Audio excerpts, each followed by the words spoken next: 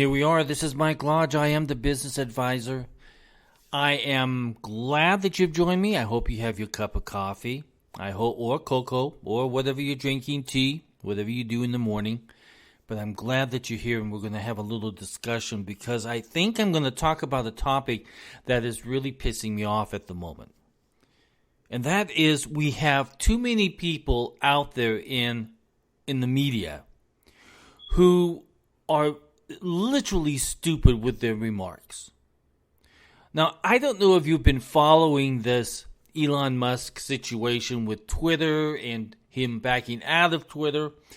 What upsets me most this morning is that CNBC host came up with this analogy. And it was a stupid thing to say. Saying that, let me read it. It says, CNBC host says Elon Musk could end up in jail after telling Twitter he was backing out of the deal. Now, that is the most stupid thing ever because this is a business situation. Due diligence was being done by Elon Musk. He came up with the issue that the numbers and the data that he was being provided was not good enough, and also that there was more fake accounts on Twitter. So he said, wait a second, I'm going to back out of this because I'm not getting good data. When you're doing due diligence, I've said this before on this podcast, that you are looking at the numbers. You're looking at the story of the company that sells advertising, because that's how they make their money, is off of advertising. And if you are over-reporting on the amount of people that are using Twitter, there is a problem there. Because now you have oversold a product that is fake in many instances. So if you're buying a company, you want to make sure that the numbers you're seeing are good numbers and how you can grow from those numbers. But if you don't see it, and if you feel that there is that there's an issue that the numbers are not genuine, that they are not clear enough, and that the amount of fake accounts on Twitter is more than what they're saying, you have the right to back out of the deal. This is common sense. So how this CNBC guy came up with this utter nonsense of going to jail, I mean, he stretched it. He stretched it a long ways. I think what we've come to is that you have this love-hate situation, and they want to see something bad happen because that makes their news great. They never have great news about anybody. It's always how this person's going to go to jail. Elon Musk is not going to go to jail. This is a business decision, a clear business decision, and he has the right to make that decision. In fact, I believe that Twitter should owe him $1 billion for possibly misleading him. And also for misleading the American people and those that advertise on Twitter.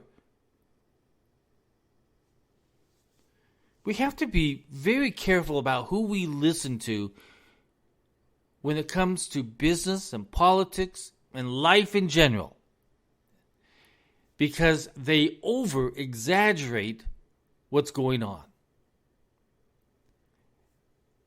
And when that happens, that riles up the hate, that riles up the individuals who want to see failure, that riles up the people who want to just cause trouble. And so they do. CNBC caused trouble yesterday by making that statement, because it makes no sense whatsoever. He stretched it so far. I mean, honestly, CNBC should apologize to the American people for what they said. because they uttered literal nonsense. And if you look at even politicians, if you look at what happened with Mrs. Biden yesterday, I mean, there seems to be a clear problem with the Biden communication process out of the White House. At an event in Texas, it was a Hispanic community at the event in Texas, her comments backfired spectacular. I mean, they were the worst ever when she likened the Hispanic community to tacos. I mean, this is absolutely nuts. Are people not thinking about what they're saying before they say it? I mean, she had a speechwriter write that for her. As she went through the speech, did she think that that was okay to say? Does that kind of indicate what the Democratic Party thinks of the Hispanic community? That's the questions being asked. That's what I'm asking.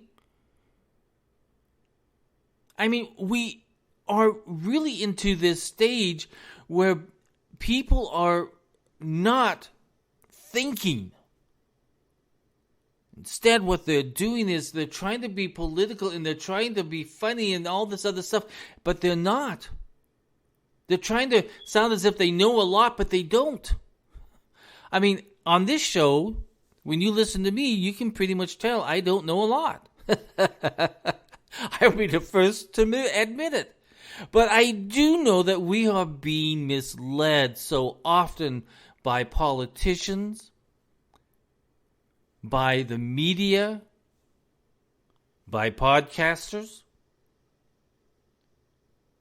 because people are not thinking about what they should be saying and speaking correctly and addressing the issues. Mrs. Biden could have addressed the issues of the Hispanic community without mentioning tacos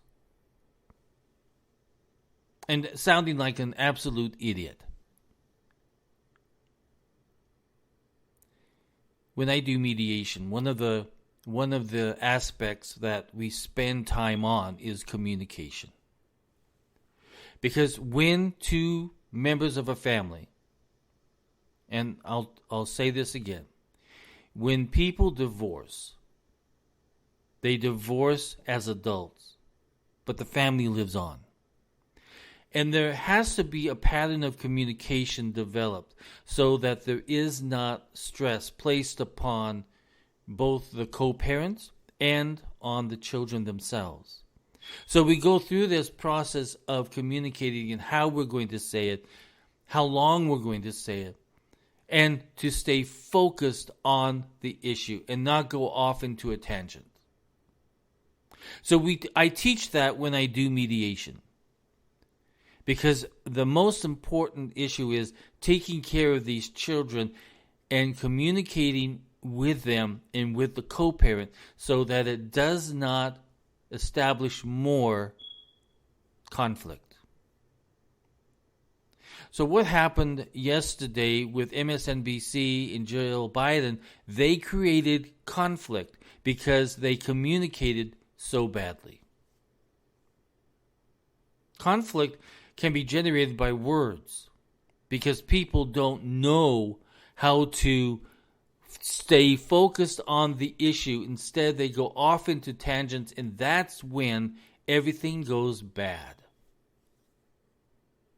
I always teach my mediation clients that when you're doing text, keep it down to 21 words and stay focused on the issue that they need to address with the other individual.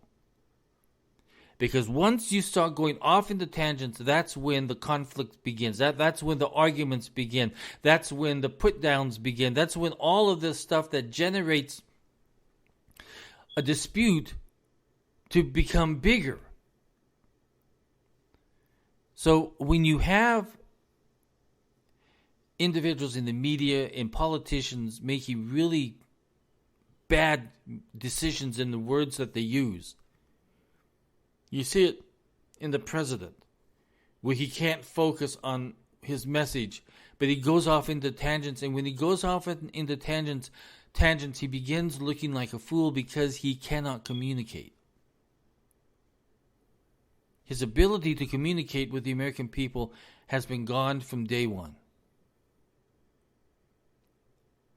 And that's why people look at him and say, is he really a leader? Because he does not focus on his message when he goes off into tangents. And if I was going to talk to the White House today, I would say, stop letting him go off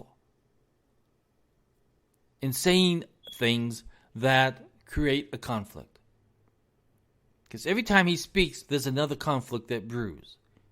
And now we have it with Jill Biden. Now she's brewed up a conflict. And now we have people in the media talking about Elon Musk and saying these outlandish things, and they are creating conflict. As Americans, you and I, we can do far better than what these people are doing. For one thing, you and I use common sense, and we know exactly what's going on in this nation. We know. We feel it. We feel the inflation. We feel the prices at the gas pump and at the grocery store. We feel it. We know what's going on. And when people come out and say stupid things, we know that we've got stupid people in power. Because they are not thinking about what is right for the American people. They're thinking about what their political agenda is. And they don't care about what you and I think. How long has small business confidence has dropped so low that small businesses don't have confidence in what this government is going to do or what the economy is going to do? That's why we see layoffs. That's why we see so many things happening in small business, because there's no confidence there. The American people don't have any confidence in what's happening in America because we have such a bad communication process that they literally destroyed it and they lie to us. White House will say, oh, the economy is great, but what we're feeling is not great. Oh, Wall Street is doing great. That's a different economy. Wall Street is totally different than what you and I are feeling at the grocery store and at the gas pump and just trying to live every single day on what we make. We understand the bad things that are happening right now, but the government lies, the White House lies, the president lies and says, we have the best economy ever. We don't. If American people are suffering, we don't have a good economy. Listen, if you would like to have more access to me and my podcasts and blogs, go to www.lodge.co.com. And by the way, I have the link down below, so you can click on that and you can get access to me. And you can also help me out by clicking on Buy Me a Coffee. It's a little tab there that you can press on, buymeacoffee.com. It's great. You'll love it. All my blogs are there. I talk about taxation and business and personal finance and everything else, along with my podcast that I publish there. Let's go out today, people. Let's use our minds, because we're much smarter than the politicians and the media. We know exactly what's going on. We feel it, we live it, and we are having to deal with it every single day. When people lie to us and say that things are great and roses are blooming and the economy is wonderful, we know that we're being told a lie. This is Mike Lodge. I hope every single one of us today goes out and does something great. Because we are Americans and we can do something great, and we can build something, and we can help this economy. This is Mike Lodge, the Business Advisor. Talk with you soon. Bye-bye.